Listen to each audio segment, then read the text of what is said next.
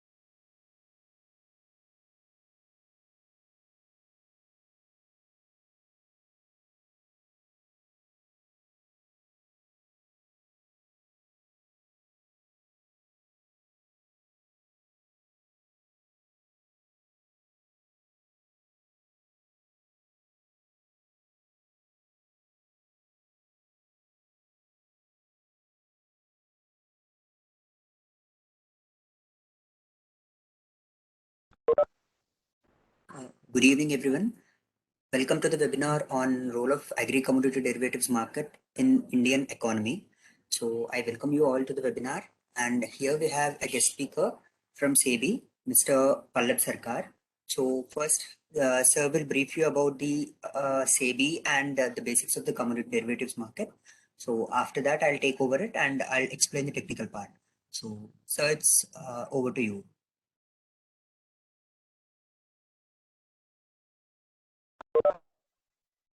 Hi, good afternoon, all.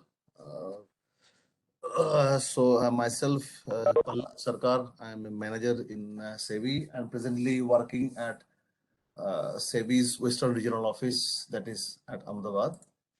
So, as you all know, that SEBI is the regulator for securities and commodities market in India, just like RBI is the regulator for banking sector, and IRDA is the regulator for insurance sector, and PFRDA is the regulator for pension funds and all. So prior to that, I would like to first tell you about something else that regarding commodities market. If we are talking about commodity derivatives market, first of all, we will have to speak about Forward Markets Commission, which was the regulator till 2015 for commodity derivatives segment in India.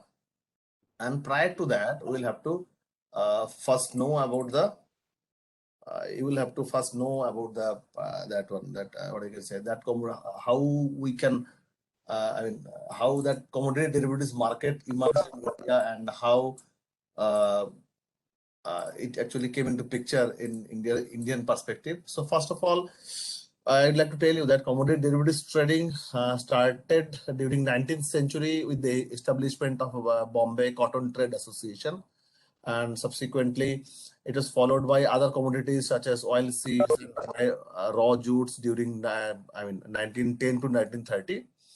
And the Forward Markets Commission, that was in Hindi we can say it was Vaida Bazaar Ayog, that came into picture in the year 1953. After that Forward Contract Regulation Act, and subsequently during 20th century we have seen some bans and off and on bans on the on commodity derivatives trading.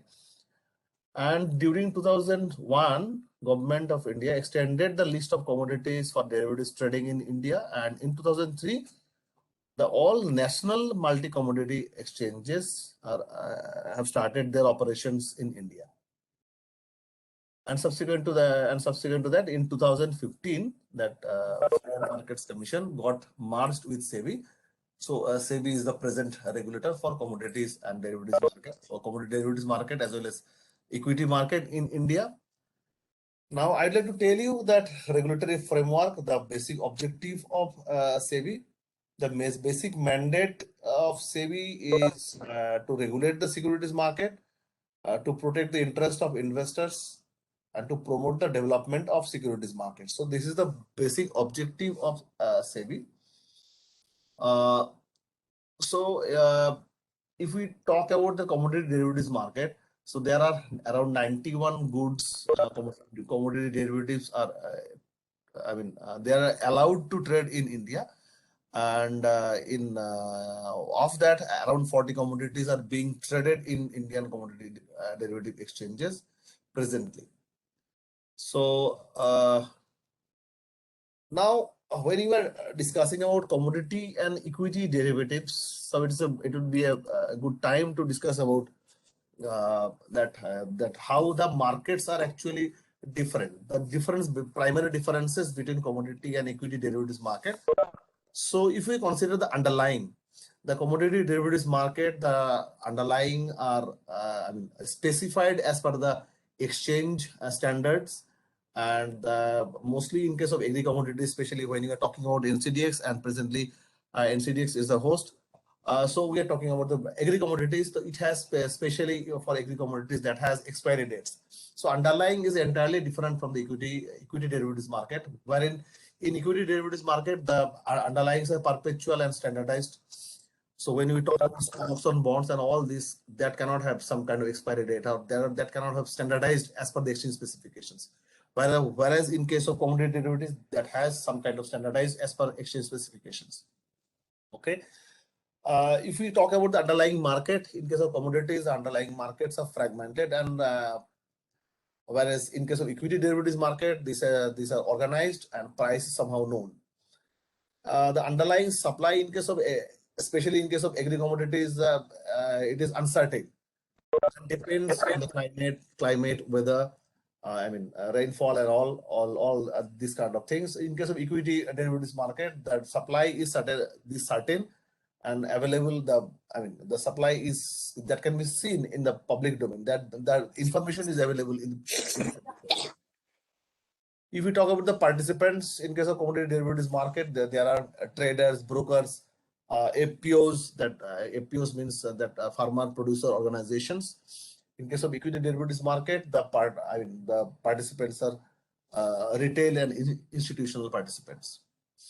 If we talk about the settlement process in case of commodity derivatives market, the physically handled goods, that physical delivery of the goods is possible, quite possible. However, most of the cases there is, cash settled. Most of the cases these are cash settled. In case of equity derivatives market, it is demat.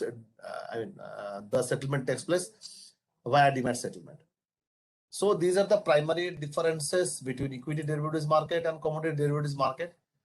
Now, if we think that why these commodity derivatives market are actually there in India or in the world, the primary reasons are, there are two primary reasons. One is price discovery, another one is price risk mitigation or price risk management. So price discovery means the exchange gives us the platform. The exchanges gives us the platform where buyers and sellers come and they actually quote different kind of prices, and that prices can be visible, as well as the exchanges are regularly disseminating prices. If I'm not wrong, NCDX is regularly collecting prices from different market participants, and these are disseminated in the exchange website as well as through the price ticker boards. You can see the chana prices or jeera prices or something like that. All agri prices are visible in ticker boards. So this is how we can get, we can think of price discovery.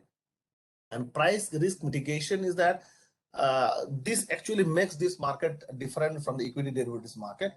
How we can mitigate our risk? The basis risk is price risk. We are always thinking of the price risk. How we can mitigate our risks? Yes, we can take the equal and opposite position in the exchange platform. I believe the exchange representative will discuss the matter. However, I'll tell you in brief. The price risk management means, suppose a buyer is there, he want to sell his commodity after 6 months, or suppose a buyer, he wants to buy some commodity after 6 months, or there is a seller, probably he wants to sell his commodity after 6 months. So the seller is not sure that what the price is going to be after 6 months. So what he can do? He can take exactly the opposite position. A seller can take a buy position in the exchange platform. So if there is any loss in the physical market, the same loss can be mitigated through his reverse position in the exchange platform. So these are the two primary reasons of commodity derivatives market, especially the futures market. Okay. Now we can talk about the exchanges. So today we are there with NCDX, that National Commodity and Derivatives Exchange Derivative Exchange Limited, NCDX. There is another leading commodity exchange is Multi Commodity Exchange of India Limited, whereas NCDX is mostly on pro agri. They are dealing with agri commodities, whereas in case of MCX, there's a multi commodity exchange of India Limited. They are mostly dealing with metals and precious metals and metals. There are three other exchanges, as you already know, about BSE and NSE. BSE and NSE, that BSE and NSE has also introduced commodity derivatives products in the market.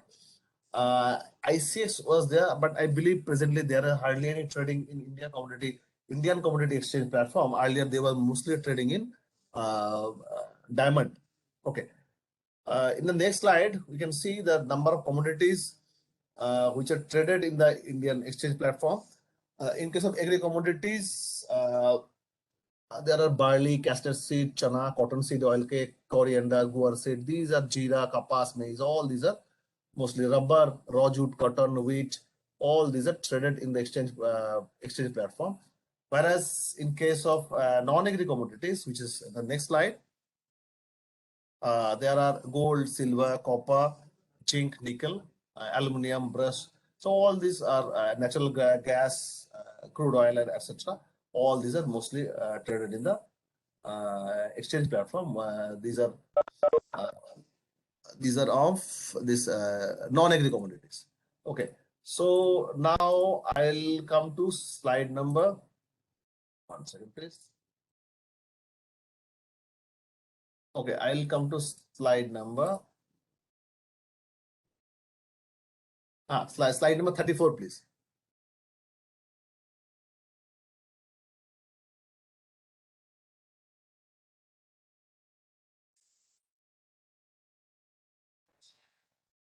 Yes, the previous one, please. Yes, thank you. So I'd like to tell you about the SEBI's initiative with respect to grievance redressal mechanism. This is one of the most important factor. Grievance, whenever somebody is dealing with some in some market related issues, you always face some kind of problem. You may face some kind of problem, and you always are concerned about, okay, if I am facing some kind of problem, where to make the complaint. So I'd like to tell you about Scores. Uh, Scores is the very user friendly platform where you can lodge your grievance and where you can actually see the status of the grievance. Okay. It's a very user-friendly system, so you will have to lodge. You will have to first, log in, and you will have to lodge your complaint. It may be if you are not satisfied with any kind of an intermediary, maybe some exchange, maybe some broker, maybe some other intermediary. So you can SEBI registered intermediary. So you can simply lodge your complaint there. So it's a basically a very user-friendly system. So you can, if you are having any sort of complaint, you can lodge your complaint at Scores. www.scores.gov.in, and this is the website. So it was launched in the year 2011, as you can see. So you can lodge your complaint against any SEBI registered intermediary. So now I'd like to come to do's and don'ts part. The next slide, please. Do's and don'ts part. So as you can see that it is there is mentioned that trade only through SEBI registered members. Now where to find that SEBI registered members? And now in this regard, I would like to tell you that if you visit the SEBI website, you will find all the names of SEBI registered intermediaries, maybe a broker, maybe an investment advisor, maybe a research analyst, and all. So all sort of SEBI registered intermediaries names are there. So you can easily find if somebody is claiming that yes, I am a SEBI registered intermediary. So you can easily find that whether the person is actually is a SEBI registered intermediary or not. Next one, keep your KYC updated. So if to get information about any sort of transaction is taking place in your account, keep your KYC updated means keep your mobile number, keep your email, all these things are updated. So cross check the trade genuineness through trade verification facility. What is there? Always quote your unique client code number. Okay. So there are 2-3 things I'd like to tell you that So recently, we have the SEBI has received a lot of complaints with respect to unregistered investment advisory services in case of equity and in case of commodity derivative segment as well. So in this regard, I'd like to tell you that you may be receiving calls from different entities. Yes, I'm a SEBI registered, saying that yes, I'm a SEBI registered entity, and I'd like to provide you some kind of investment advisory services. So as I told you, that you will have to first find whether the person who is claiming to be a SEBI registered intermediary, whether the person or the entity is really a SEBI registered intermediary or not. So you can easily find it from the SEBI website, or if you like to know the different kind of regulations, different kind of rules, different kind of orders issued by SEBI against any entity, or different kind of circulars issued, everything is there available at SEBI's website. So I'm telling you my practical experiences. In recent times, we have received so many uh, complaints against unregistered investment advisory services. So it's your turn to be cautious before investing, before trusting somebody. It's your turn. It's your money. If you're an investor, if you want to invest in this market, either in commodity derivatives or in equity derivatives, so you will first have to ensure that yes, you are taking a suggestion from a SEBI registered intermediary. And if you're investing in properly, because it's your money, it's your concern. So you need to first ensure, you need to do the due diligence, you need to first research, and subsequently you need to you can invest in this market. So please come to slide number 37, please. Yes. So you can see the previous one, please. Yes, you can see the SEBI website, that is www.sebi.gov.in. As I mentioned, you will find all sort of details with respect to, with respect to SEBI registered intermediaries and all. So this is there at the SEBI website. And there is this investors.sebi.gov.in. Investors can get some kind of help, some kind of assistance from this website. And in the next slide, you can find the phone numbers, telephone numbers, and all which are toll-free numbers and all. Next slide, please. So SEBI toll-free number, you can note it down, which is visible in your screen, and you can email at ask@sebi.gov.in, which is there for investors assistance in general. And SEBI has its local and regional offices in various cities. You can visit, or if you are having any grievance, you can lodge your complaint at this one, scores portal. Okay. So with this, I'd like to end my presentation. Thank you. So thank you, sir. So I'll be taking over the technical part from here.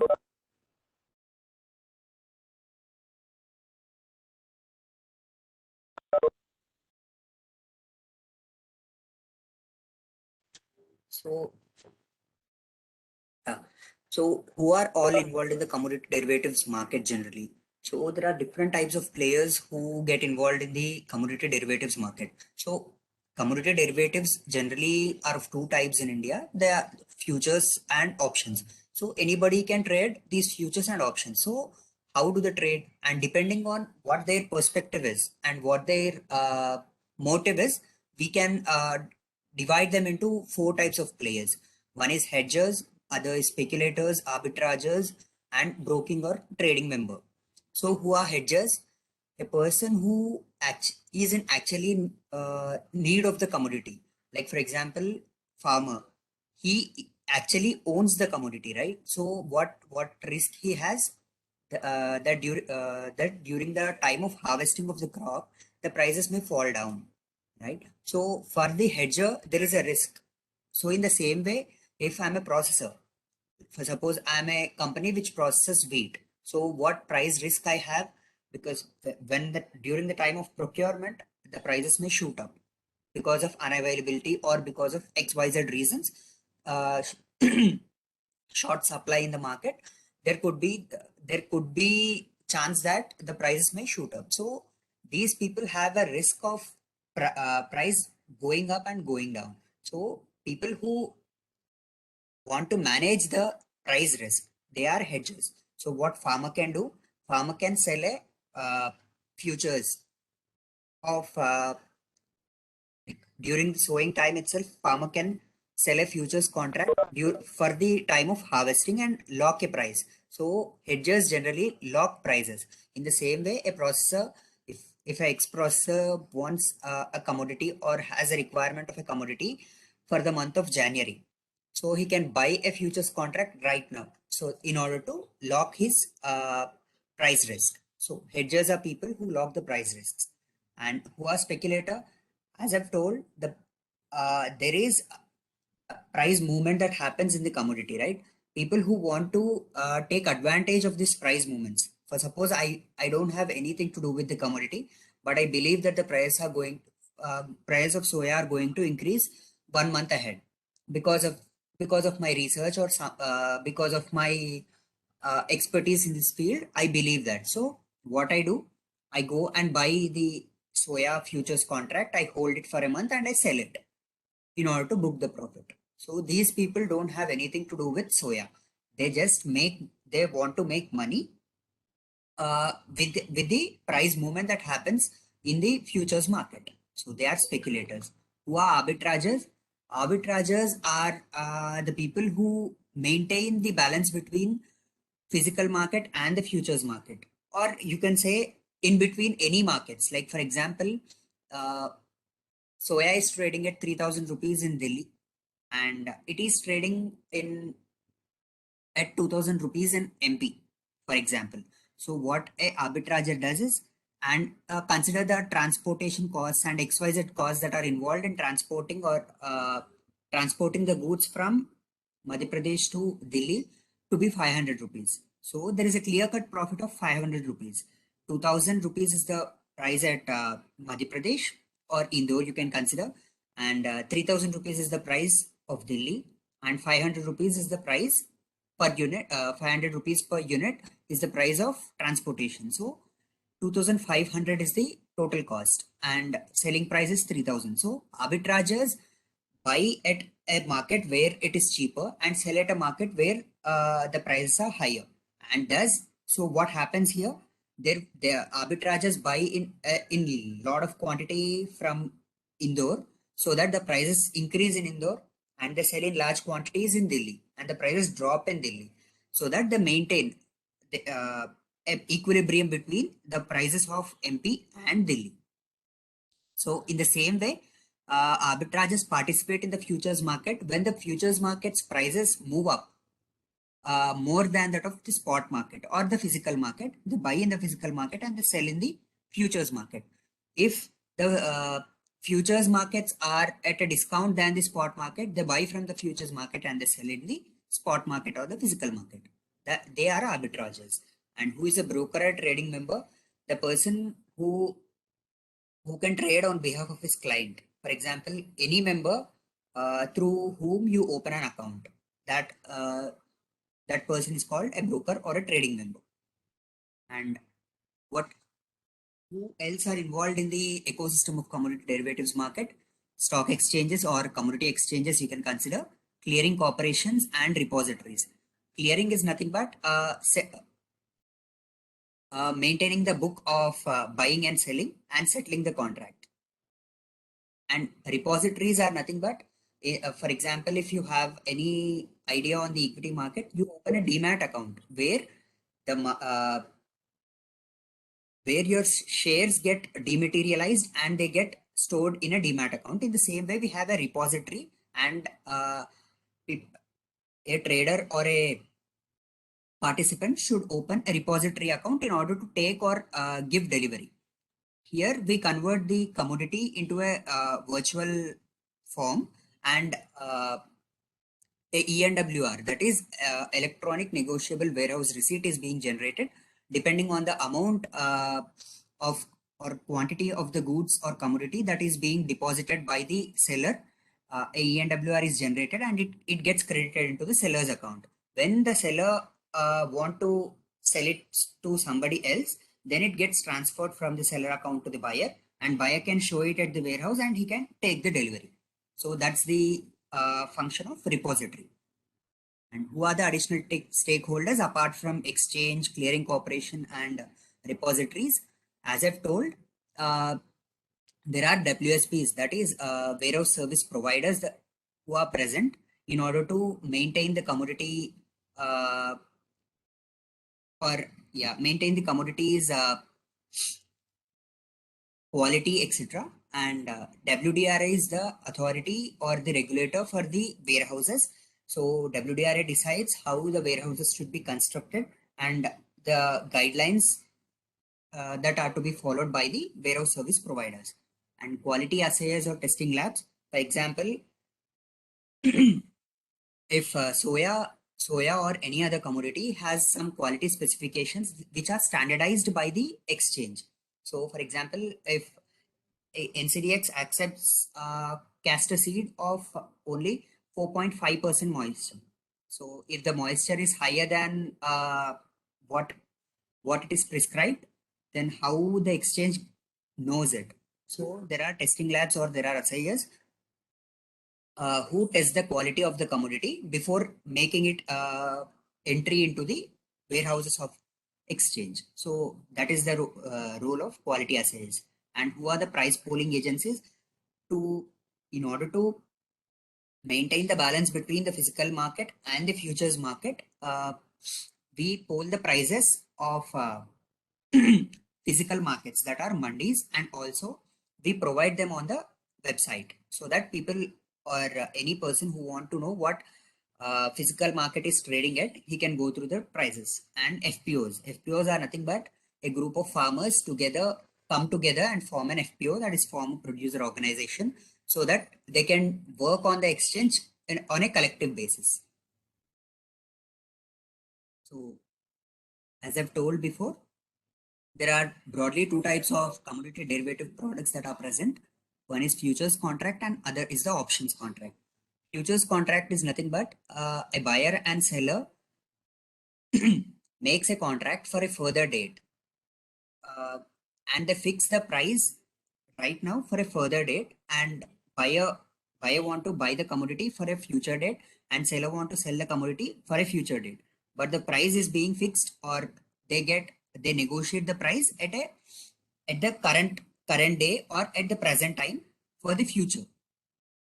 So here the quality that is being decided by the exchange, what quality of the commodity is being traded on the exchange, is standardized in order to make it easy for both buyer and seller. For example, seller want to sell a commodity of 10% moisture and buyer want to buy it for buyer want to buy the commodity of 4% moisture.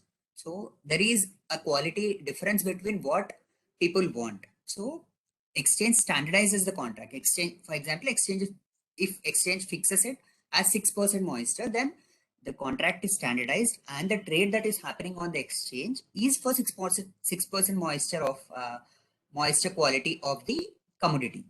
So the futures contract is a standardized contract. So everybody who trades on the futures contract have to follow or have to quote their price depending on the quality specifications that are mentioned by the exchange.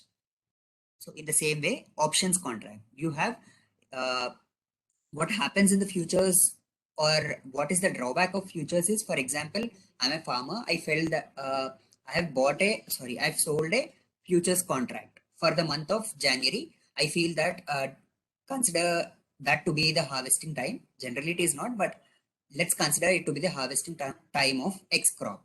So I feel that the prices are going to drop in the market as that is the harvesting time, and I have locked the prices. So but after reaching January, you notice that the market price is higher than what the price I have locked. So here the farmer has an obligation in the futures market that he should definitely sell at the price which he have locked, right? But in the options contract, there is no obligation for a buyer. He, for example, if as a farmer can buy a put option. So it gives him a right, but not an obligation to execute the option. So if the prices move higher than what the price is fixed by the farmer, then the if the market price is higher than that of the prices that are being fixed, he can go and sell it in the market. And if the prices are lesser than what the prices are fixed by the farmer, he can sell it at the exchange, or he can execute the options contract that he has made. So in order to do that, a buyer, whether it is a call option or a put option, a buyer of an option should always pay premium to the seller of an option, because buyer is getting the right but not obligation, but seller has an obligation. Seller of the option has an obligation. For example, as I've told, if farmer is buying a put option, if farmer is buying a put option and somebody else is selling the put option, farmer has the right but not obligation. But if farmer want to definitely sell, if farmer want to definitely sell it at the sell it at the exchange, then he can execute his contract and sell. But and the seller has to definitely take the commodity. So seller has the obligation, but buyer doesn't have any obligation in executing the contract. And other key features of contract specifications are like basis center. Basis center is nothing but, as you can see, like rice or wheat or any other agri commodity is traded across India, or in many markets in India. So which prices are to be considered to be legitimate? Depending on that, basis center is being fixed. For example, for castor, Gujarat is the major market. And in Gujarat, North Gujarat is the major area where castor is grown. And in North Gujarat, Disa is the main trading center. So we consider basis center to be Disa. Why basis center is required? Because futures contract at the time of expiry, they are settled depending on the spot price. So they get settled on the spot price of Disa market. Uh, if you talk about castor, so that is why we decide the basis center. There could be, even in Andhra Pradesh, castor is being grown, but it's not the major market. So we can't consider the prices of Andhra Pradesh market to be legitimate in order to decide the final settlement price at the time of expiry.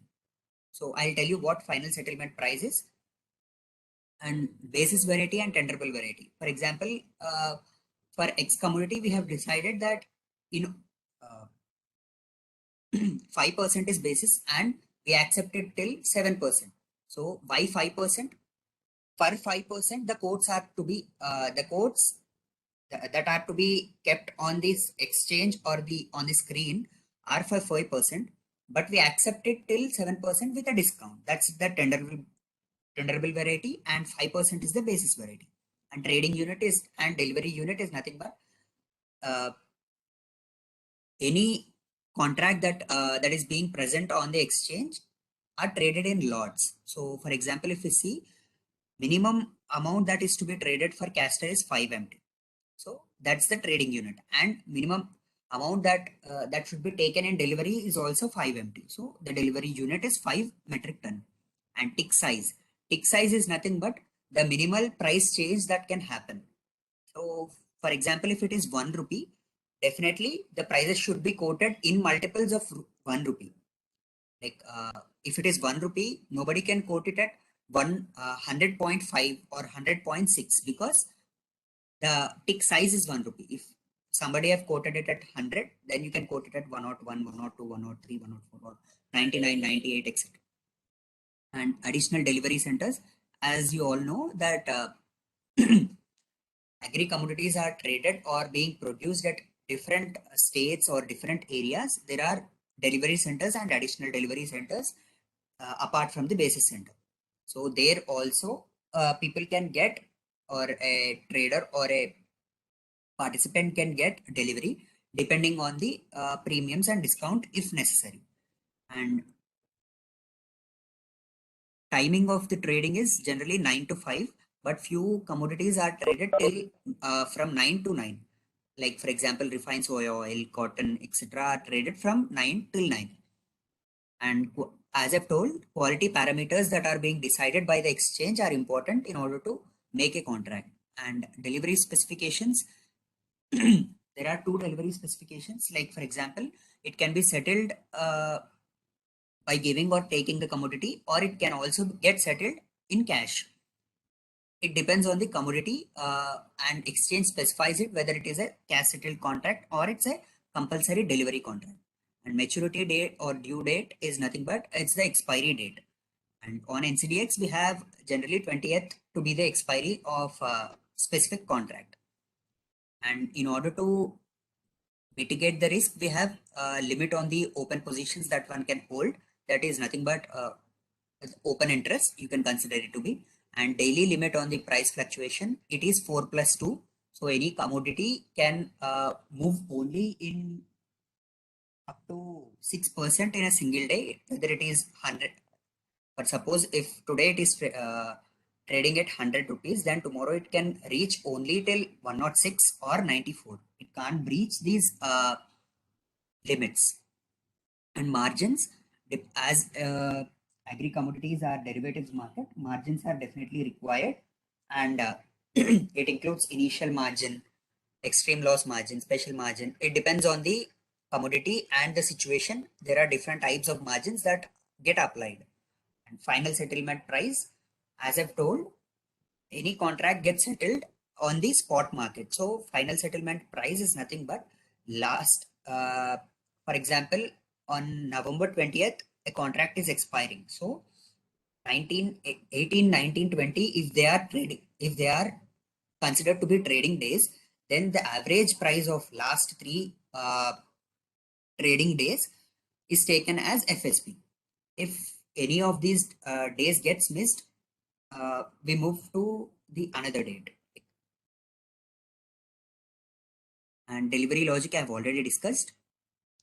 And warehousing. So as we have physical delivery contracts, most of the contracts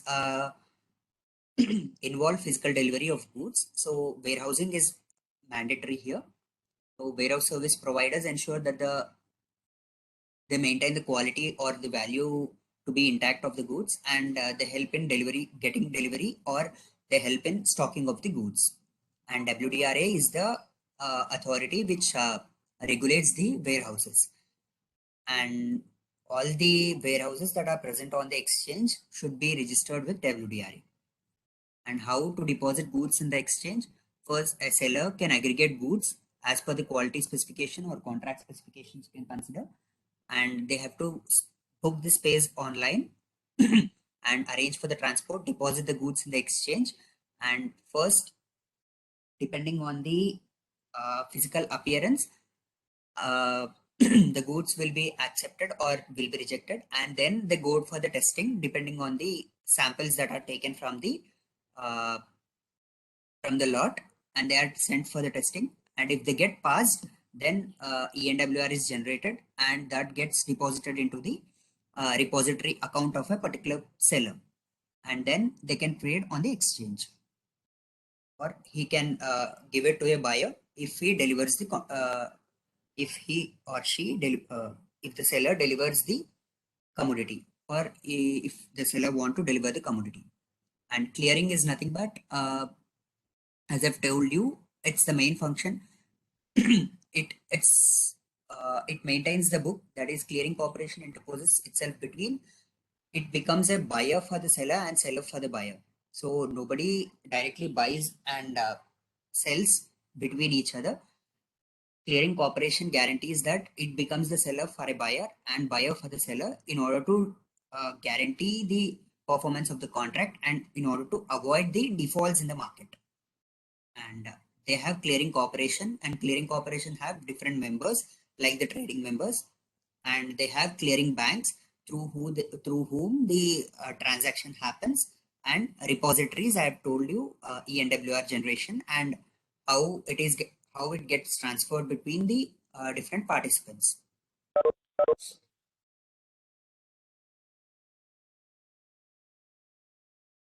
So settlement process happens in this way. It would be the price difference in the cash and futures market, and in options, it could be the premium settlement because premiums gets traded in the options market.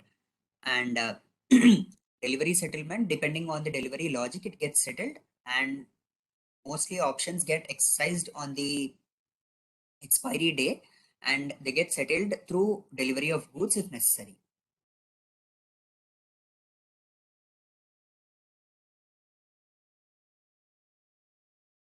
So these things are already being covered by the by sir. So I would not like to throw any light on this. So that's all from our side. If anybody have any doubt, they can please post the questions in the chat box, or they can unmute themselves and ask the questions.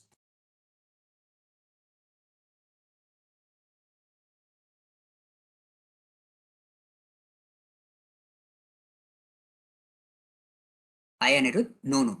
Physical delivery is compulsory in the sense there are two things. First, a delivery logic is there. That is, for example, if you are trading particular commodity whose delivery logic is compulsory delivery. In that case, if you are holding an open position till the expiry, till the time of expiry, for example, if soya, you have bought a soybean futures of 5 metric ton, and that will expire on 20th of December. If if that's the case and you are holding the position, that means you are holding it till 20th of December, then as soya is a compulsory deliverable contract, you get soya bean deposited into your repository account, and money will be withdrawn from your bank account and will be given to the seller. If that's a compulsory delivery contract, or if a person want to just maintain the price risk or want to make money, then people generally square off their positions before it gets into the expiry. So I hope I'm clear. If you want me to elaborate more,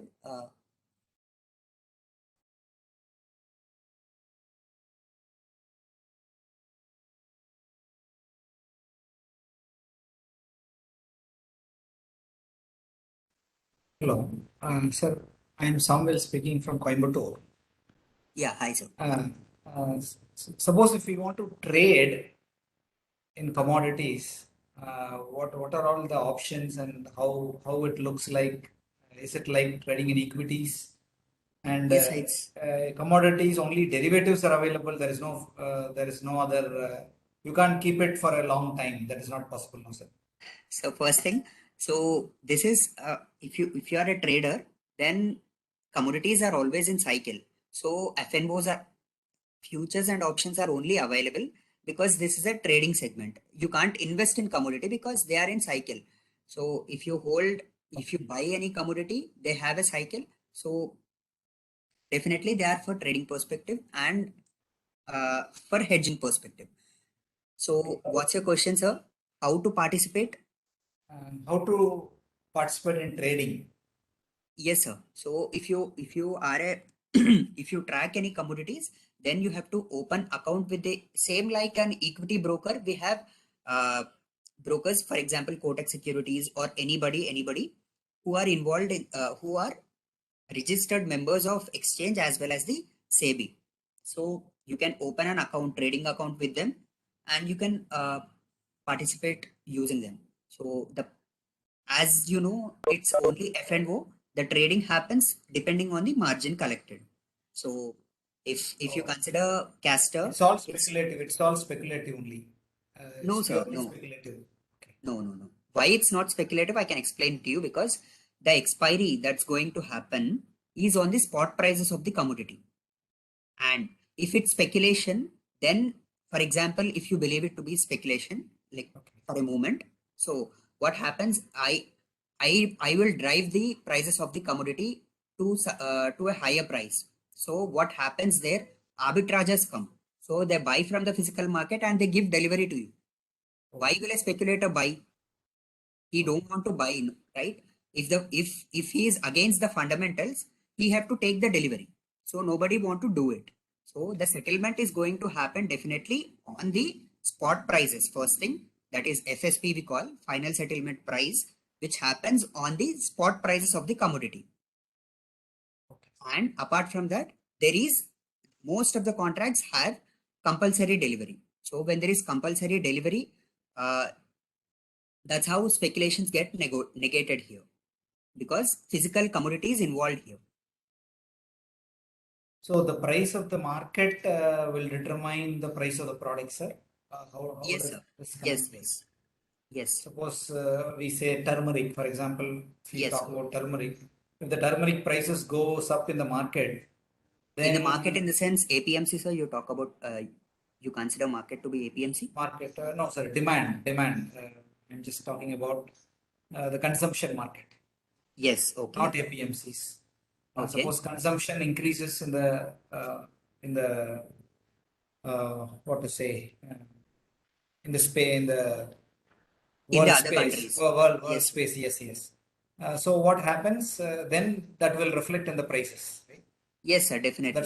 That's how the price fluctuation Yes, is it happens happening both in in the commodities. spot, that is physical market, that is mandis, and the futures market, sir. But you can see that as the participation is more in the futures market, there might be some speculative movement for a time being. That's what I'm okay, sir.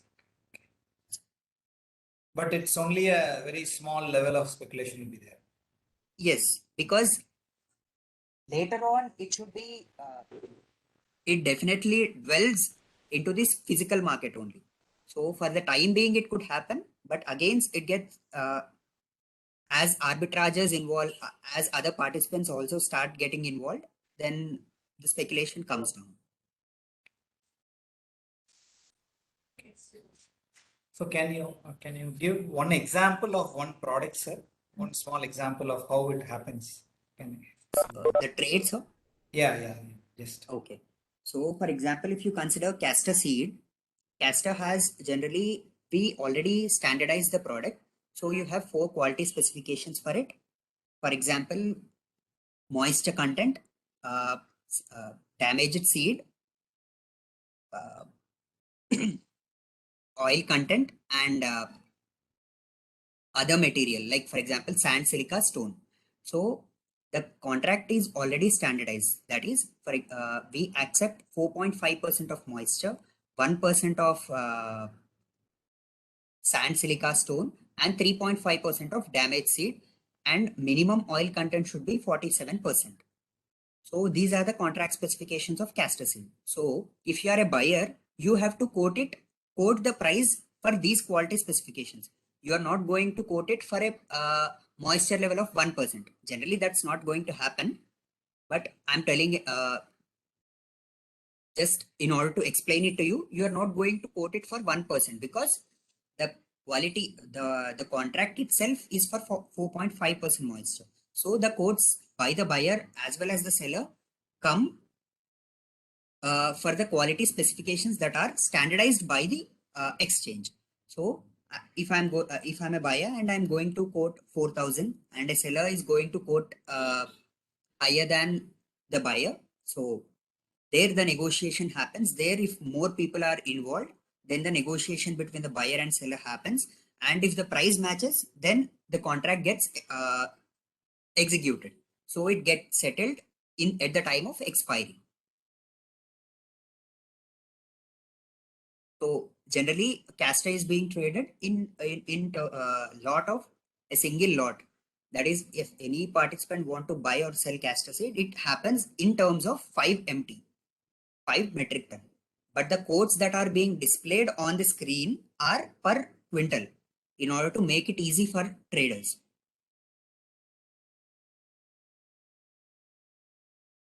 So I hope I'm clear, sir. yes, sir. Yes, sir. Yeah. Thank you, sir. Thank you. It was a good explanation, sir. Thanks. Thank you.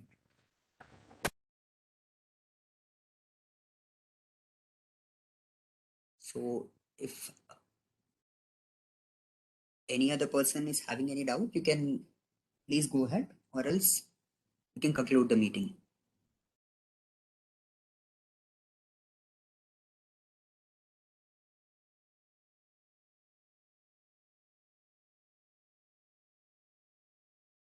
So I hope there is no other question.